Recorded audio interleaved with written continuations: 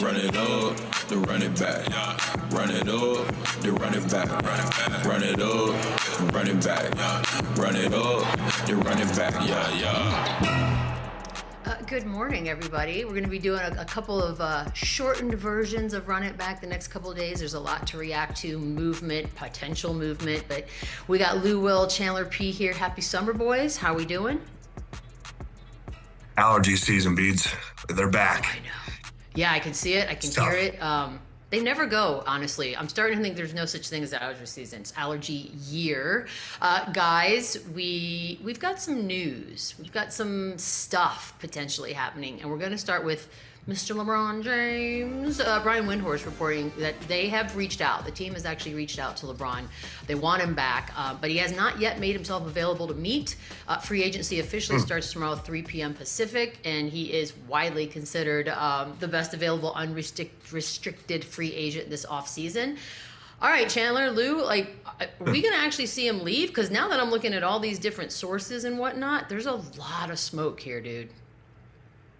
I got to be honest, I never really imagined him leaving. I think Austin Reeves was kind of the first big step, the first piece to go, and they obviously handled him, giving him his big, much-deserved deal. They still have a lot of other decisions with Luke Kennard, with Rui Hachimura. There's still another piece, a couple other pieces to go, but LeBron James is still extremely valuable. It's crazy that he is still probably the hottest free agent right now at 41 years old, just everything he's been through at his age. But he is, and I think he does still hold the power and the chips. And I think one thing about LeBron and his entire career, if something gets out, it's because he wants it out. And if something doesn't, it's because he does not want it out. He's been very good at that his entire career.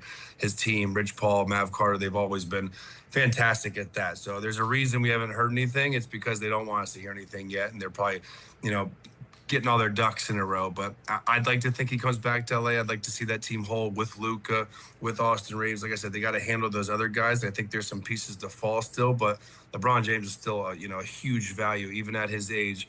The year he had was unbelievable. So I'd like to see him finish his year in LA. I know there's smoke about, the Golden State Warriors going back home to Cleveland, but to me, it makes the most sense now that they got Austin done to go back to Lakers. Let's see this through, because I think that's the best opportunity, the best team that he could possibly get to, if it's out of the Lakers, the Warriors, or the Cavs.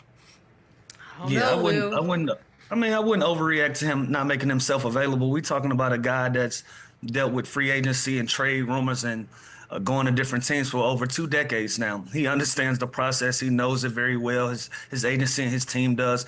And they've always been a group that hold their cards very close to their chest. And they always been in control of which way that it swings for LeBron James, whether he's going to stay in LA and go somewhere else. So, him not being available immediately for the Lakers, I wouldn't think too much in that. We've seen them, do the anniversary tour. I'm sure he's overseas somewhere hanging out and enjoying himself as he should be, as every other NBA player is doing right now, and traveling and enjoying their free time and doing the things that doesn't come with being on the clock as a guy in the league. So I don't pay too much attention to that.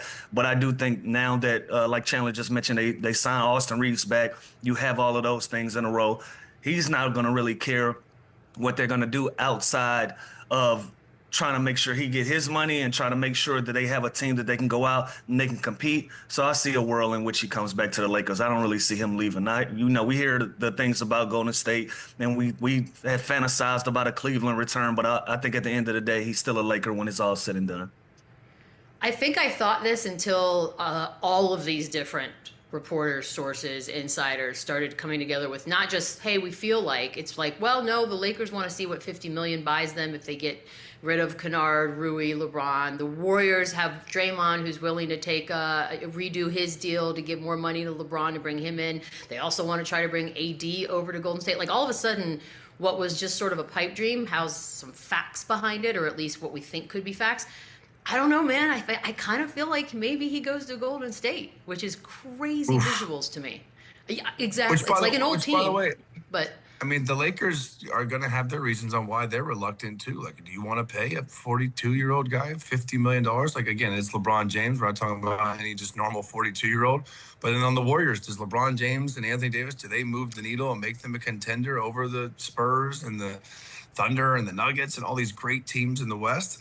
I don't know. It's a lot of money. It's obviously, I think it'd get a lot of fans in the seats. It would be exciting. They would be the hottest ticket. They would be on national TV every single night. That's the kind of juice that you're dealing with LeBron James and these guys that we're talking about. But it's interesting to see, what teams decide to do with where LeBron James is at in his career. Because he's, like I said, he's still extremely valuable. And officially, Draymond has declined his option right now. Like right now, breaking news. So keep an eye on all that.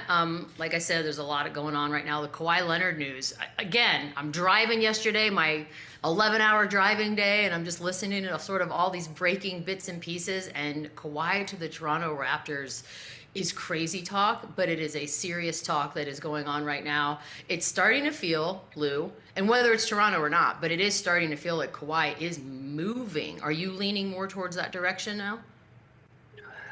Clippers got to play the field, right? And especially if you don't get the results that you want out of having a player like that constantly surrounding him in the organization with pieces to win a championship, at some point, you got to figure something else out. And it's two things that always happens in the league. There are teams that's trying to get older and more experienced and get guys in that's had a winning reputation and what Kawhi Leonard brings to the table. And then there's always teams like the Clippers that haven't been able to get over the hump, and they want to get younger, but at the same time they want to get some star power in there that's going to give them an opportunity to reset and try to win at that pace. Right now, it looks like a perfect storm. The Toronto Raptors are a team that got some young stars, that got some young guys that made some noise in the playoffs. But the one thing that they needed was some experience. They need one guy to get them over that hump to add to what they already have. The Clippers, they bring in Darius Garland. They go get a pretty good draft pick and a young fella. Now, what else can we bring? Well, let's go get a younger all-star. Let's go get somebody. Let's entertain some conversations around some Jaylen Browns and some other guys. And let's play the field. Let's get active like the rest of the other teams. So I didn't see this on my bingo card, but it makes sense to me. Yeah, what's interesting is I'm with you, Lou. I didn't think of this scenario at all. You remember, I think it was 2019, Kawhi basically says, when he gets traded to Toronto, I'm only playing this 1 year, and he leads them to a championship, and he bounces. Now there's reports that this is the only team he would sign a long-term deal. So this is interesting. It makes sense. I think the Raptors, would be obviously a perfect fit for them. And like you said, they have assets that maybe the Clippers would want to get younger with. I don't think it's going to be Scotty Barnes at this age, what Kawhi Leonard is, but Brandon Ingram's a name that you hear, RJ Barrett's a name that you hear, Quickly's a name you hear, and those are all three, up-and-coming players kind of going into their prime that you compare with a Darius Garland here in LA and kind of reset the future and the potential for the LA Clippers. So it makes sense. It makes a lot of sense to me. I think would be a great story, Kawhi going back there, and the season he had last year. He can still be a 1A player on a team, no doubt in my mind. And then there's also the Dallas rumors, the Masai. Yep. He's the guy that signed Toronto, traded for Kawhi in Toronto. Now he's in Dallas. That would also be interesting. But Toronto to me makes sense because they have the pieces that I think the Clippers would, most likely want. You could have offered me $50 million in 2020 and said, hey, Kawhi's going to end up in Toronto. And I would have said, no way. I would have taken that bet. They probably feel like they got some. They probably feel like, look, we got a championship out of it. But what else could we have done if he would have stayed? You know what I mean? It's that chapter. It had closure, but it doesn't feel like it because when you win a championship with a guy like that, you want to run it back. You want to see what you can get out of it. And so now, with him possibly being on the market, if I'm Toronto and I'm right here and I need a veteran presence and I need somebody that's won in this city that's going to be loved and that's going to give us an even better opportunity to win games and push us further through the playoffs, I'm definitely having that conversation. By the way, shout out Team Canada World Cup. First ones to move on already. Oh, Canada. Jaylen Brown. We're just going down the list of big names in this league. Mike Scotto reporting that execs across the league are not wondering if he's going to get traded, but rather when and where he's going to get traded. Dude, Chandler, I think we all feel like Jaylen Brown is wired in a way that this is not sitting well with him. So I kind of get the logic behind that, but do you believe that they, in fact, when this new season starts, he is not going to be a Celtic? Yeah, he's gone. I think everything that you've been hearing from his camp, everything that he's been feeling and saying and insinuating, as far as since the season's ended, it just feels like the writing has been on the wall. And then when you officially put an all-NBA type player like Jaylen Brown, who, again, I don't think he's a bad guy. I don't think he's a negative guy, but he definitely is the type of player and personality that is going to be disgruntled after being offered up for a player that you feel like you're better in. You just had a better season than, and you're 2 years younger than. So I think there's definitely going to be some uncomfortable conversation there. I definitely think he is going to get moved. And I think teams are going to line up at the door to try and acquire him. And you look around, there's some great young teams that are up and coming, that are, playoff teams like the Hawks, like the Rockets. Like there's some interesting, news coming out of Denver. Like, could he be that piece to pair with Jokic and Jamal Murray? So it's not, I agree. It's not about if, it's not about when, it's who, and who is willing to take on,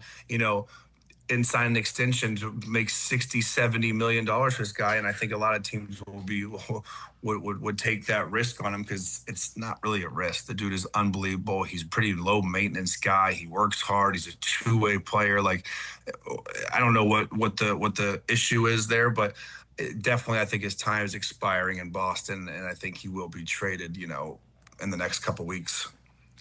Yeah. Unbelievable. Because Beats, to me, it looks like Boston is trying to make him want to get traded, and it looks like he's trying to make Boston trade him. At this point, it's kind of irreparable, and I don't want to say that it's bad blood or anything else, but a lot of times some of these things just run its course, and it looks like Boston and Jaylen Brown has run his course. For whatever reason, he just hadn't got his proper due and proper respect that he's seeking out in the career that he's had, in the culture that he's been able to bring to Boston, and the success that they've had collectively. It just looks like there's a level of appreciation that's not mutual from the organization and from Jaylen Brown. And now you're starting to see all of these things play out. He's starting to kind of lash out in the media about some of the reports. I know we've seen the ridiculous analytics thing that would have made him the 7th best player on the team. That was a great start for us to realize analytics is a great tool if used correctly, but it's not used to judge the way that these players can play and the way that they can swing winning for a team or not. Like come on, Jaylen Brown in no stretch of the imagination is going to be the 7th best player on any team in the world. So some of these things, you kind of start to question the timing of it, and you wonder what's going on. But I would love to see him in the Clippers uniform, and I would definitely love to see him in an Atlanta Hawks uniform. I think Atlanta makes sense for him right now. I bet you would. Because they're a young, up-and-coming team. They got all of the best pieces. They're building in the right direction. And we just made the case for Kawhi Leonard. What is the one thing that Atlanta is missing with this young core of guys? They need some experience. They need somebody that's been there already and that can get them over the hump and bring star power back to the city of Atlanta. I love those conversations. I love the fact that Jaylen Brown is at the head of it. It looks like that there's a relationship in Boston that, hey, we did good for each other, but it's time to move on. And I wouldn't mind if the next place that he puts his stamp on is going to be the ATL. Hey, Ooh, I put $1 can I ask you a Atlanta. question? Always. What if San Antonio came in the picture? I'd be very happy with that. I You love like Jaylen that? Brown. Y'all gonna have to get rid of course I would. some pieces that y'all really loved. I tell you that. I know. That's the hard part about like the Kawhi idea. Leonard back, Beads? I don't think so. I don't think that. I think I would take Jaylen Brown in a heartbeat, but I think the Kawhi thing really, look, I know Pop wanted that to be a feel-good moment and he wanted us to stop booing him. I was at that game and it was funny. But I just, sometimes it's just okay to be broken up and not get back together. I'm okay with that. Everyone's moved on. Oh, that certainly is correct. Yeah, very, very much so. We're going to be joined now by our buddy, our pal, Sam Amick, NBA senior writer at The Athletic. He's gotten us through this season with tons of information, Sam, as we start to wind down our season as well. So I'll tell you right now, thank you very much. But can we talk Kawhi for a second? Because yeah, let's do it. Between the Dallas Mavericks or the idea of him going back up to Canada, like what is going on in the Kawhi Leonard world?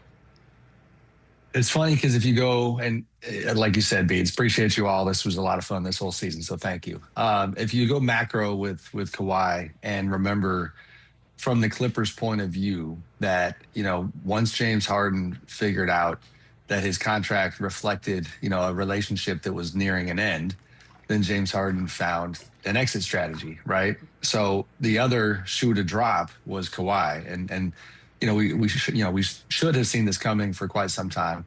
we're there now. He doesn't have the contract. This is, I think, certainly part leverage to try to get the contract. I don't anticipate that happening, and that's where it becomes, where's the price point for the Clippers?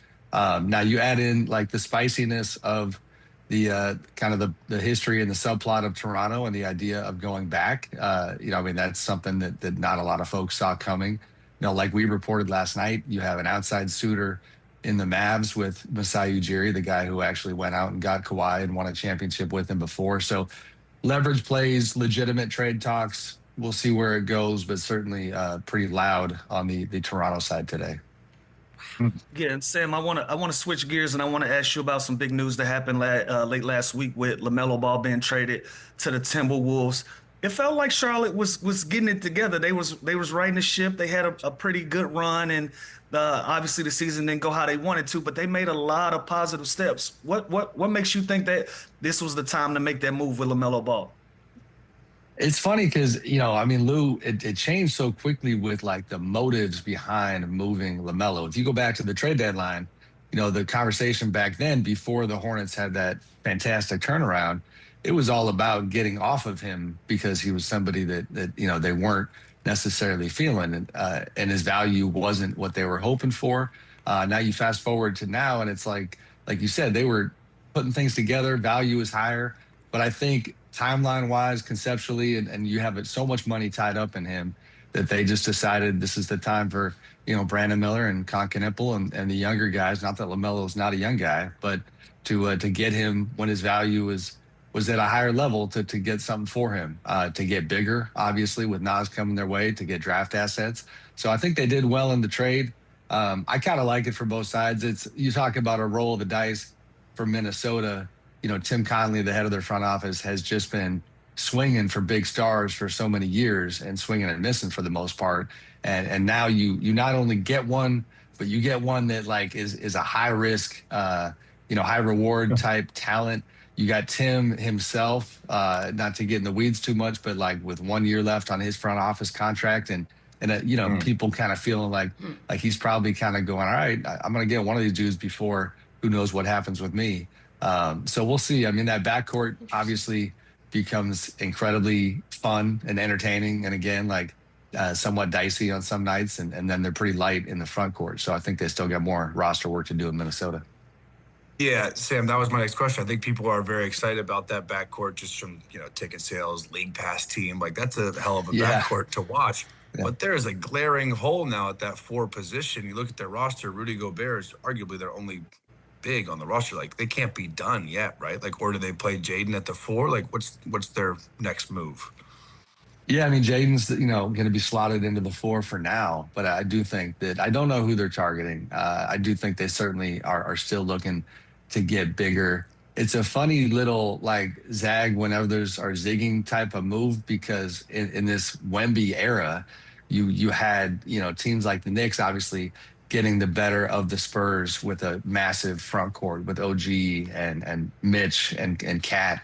You got the Utah Jazz, another example, like they're trying to build, trying to re-sign Walker Kessler and Lauri Markkanen and Triple J. So all these teams in the new model and the blueprint was to get as many big, versatile options to battle a guy like Wemby.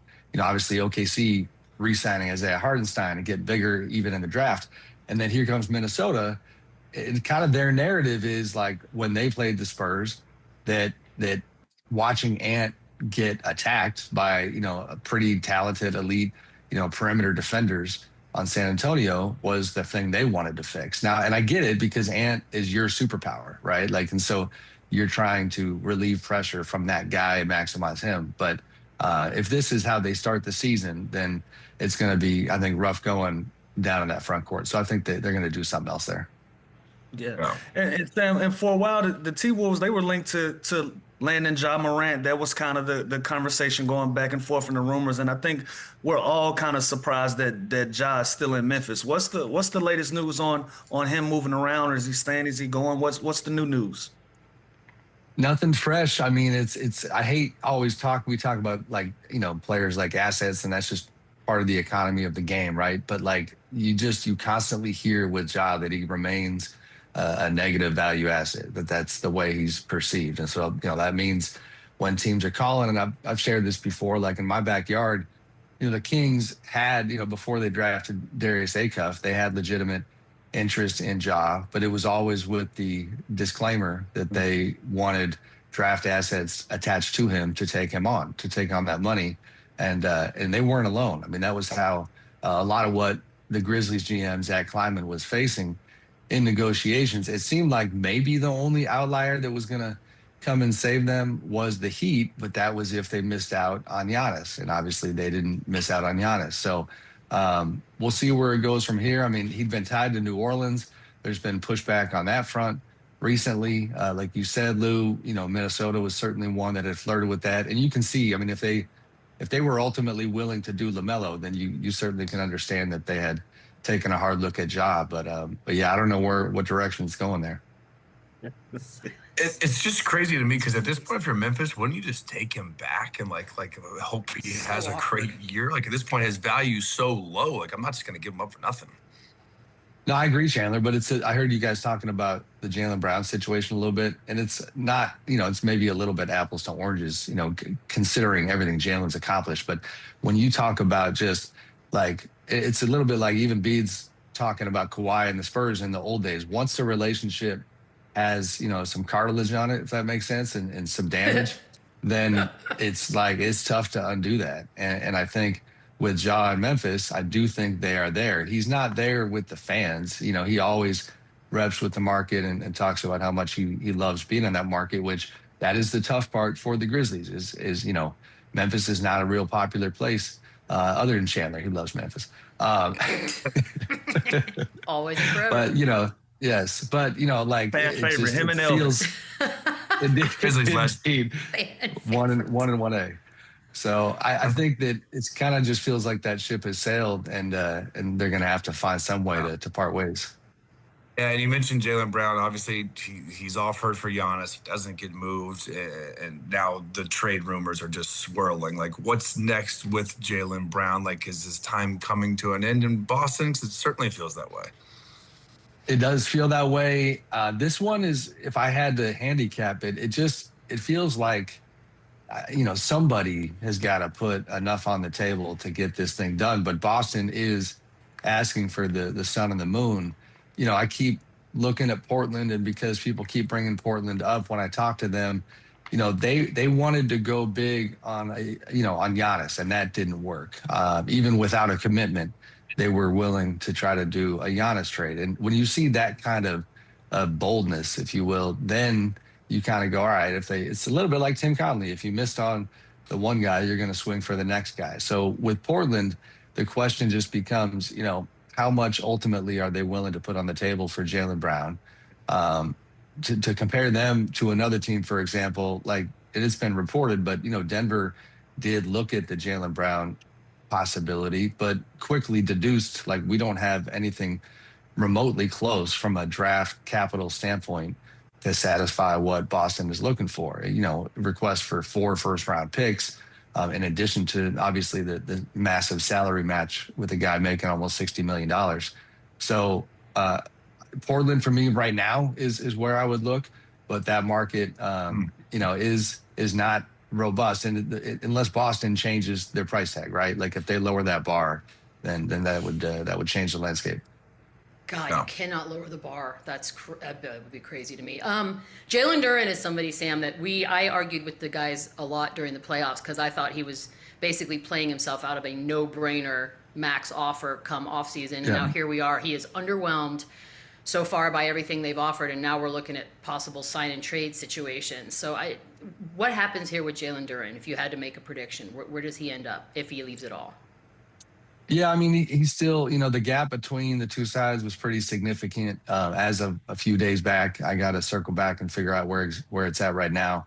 The sign-and-trade thing was interesting because, as you guys know, like you only have a few options when you're restricted free agent. So his qualifying offer, whatever that number is, and I'm blanking there now, maybe it's going to be in the 12 million range.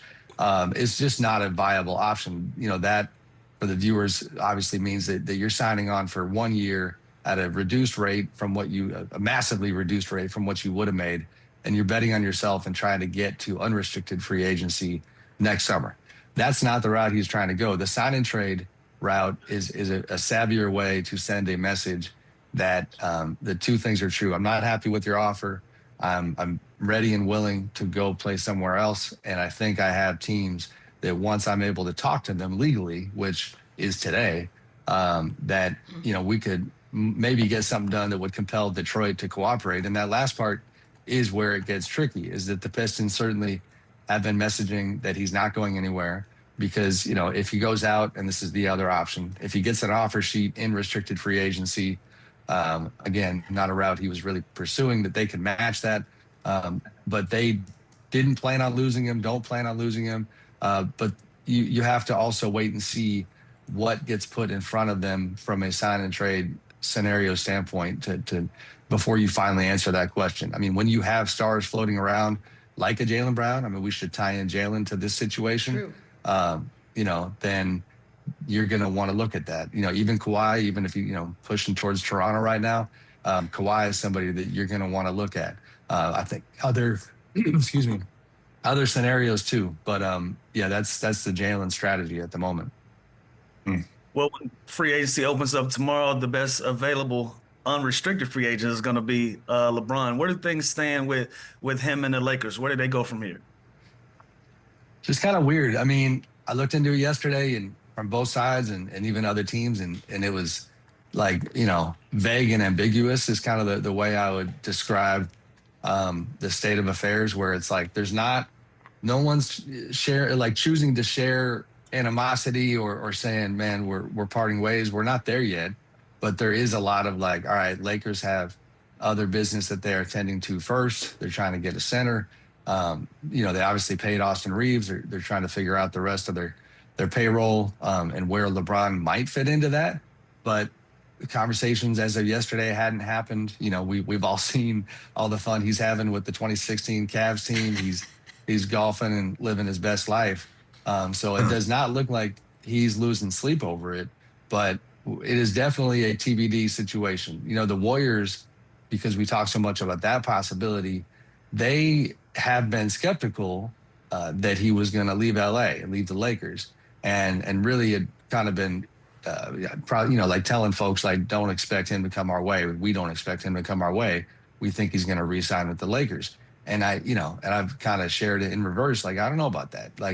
It's still a little funky over there. And it's not, we talk about those personal dynamics in these relationships. You guys know the history here. It's been a little crunchy with LeBron and the Lakers these past couple of years. So we'll see what happens. Massive question front and center there, though, guys, is just LeBron has not clarified in any way what he's willing to play for contract wise. So if he signals that it's, let's talk a $15 million mid-level, that's a game changer. And it's going to be a massive market. If he says, I got to get 30 million, then obviously that's a much smaller list of teams. Man, I think this Draymond news today, I feel like he's going to the Warriors and we're going to get because how concerts these days, it's all about nostalgia tours and everybody's sure. That's all I go to is that's what the Warriors are going to be. They're going to be a nostalgia all-star team. I'm here for it. Now that we got the Giannis to Miami thing done, thank you.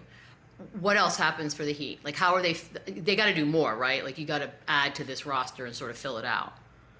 Yeah, they do. I mean, the tough part for them, and we'll see what happens, is that, the chatter that Norm Powell was maybe heading elsewhere, and he's been tied to Detroit. That's a big piece. It's fascinating to me how, and I would love to, plan on talking to Giannis about this down the road, how he made this choice where, my understanding is that, yes, he had concerns about the roster, but he's got this ultimate confidence in this group that he always admired. It's Pat Riley and Eric Spoelstra and Andy Ellisberg, their longtime GM. So you've got this respect for the culture and what they built and their track record of just finding solutions. And I get that. But, it's also when you're 31 and the clock is ticking and you're ready to go contend for a title right now, he's got to be looking at this roster going, man, what else? What are we doing? So Andrew Wiggins got a player option that, unless I missed it, I don't think that news is out yet. Those are two big pieces. Are Wiggins going to be back and Norm? And then from there, it just becomes, Cam Johnson's been tied to the Heat. other players like that, who can they get their hands on to surround the big fella with some shooting? I mean, the shooting on that roster is pretty light. And if you guys looked at it right now, I'm sure you've had this conversation. Like, are they top 4 in the East? I don't know. Like they're not quite a contender status right now, in my opinion. Yeah, totally agree. Same. Yeah, Sam, before we let you go, I got to ask you about Trey Murphy III. Do you still expect him to be traded soon? Or what's going on with him? It's a weird one, Lou. It's like, man, the one side, the Trey side has, they're past the point of thinking that they were going to be traded, him and his camp. But the Pelicans just keep keeping the price tag high, keep asking for a lot on draft night. You guys saw, and I don't think this was directly tied in, but the Joe Lacob video with the Warriors where they were kind of bickering about the pick. Mike Dunleavy was sitting there and they were picking their guy. But those types of scenarios where, they're talking about trades that they were maybe going to do that night. So whether it was the Warriors or Atlanta that night or a lot of other teams, like Trey and his people thought that they were going to get traded then. And it seemed like he was on the move. And it definitely seems like he has made it clear to the Pelicans that he's looking to be relocated. But they're asking for a lot. Teams haven't met him there. And I get it because I can't remember a guy who's not a star attracting this much attention, at least in quite some time. Like, the Warriors, for example, like had their eyes on him for literally almost a couple of years at this point, and almost had a list where it was like Giannis and then Trey Murphy, like as if they were, 1 and 2. So I get it. They're, Joe Dumars and that group trying to get what they can for him, but nothing yet. Sam, it has been a blast. I hope you can find a break in the action at some point over the summer and go do something really, really fun. And we'll talk next season, hopefully. Sounds good, y'all. Appreciate you. Likewise. Always. Have a great summer, guys. Always. Yeah. You too. Oh, summer. Speaking of, guys, holiday weekend. Peace out. I'll see you tomorrow for the finale. Be safe tonight. Bye, guys. Have a good day, guys. Run it up, run it back, run it up, run it back, run it up, run it back, run it up, run it back, run it up, run it back, run it up.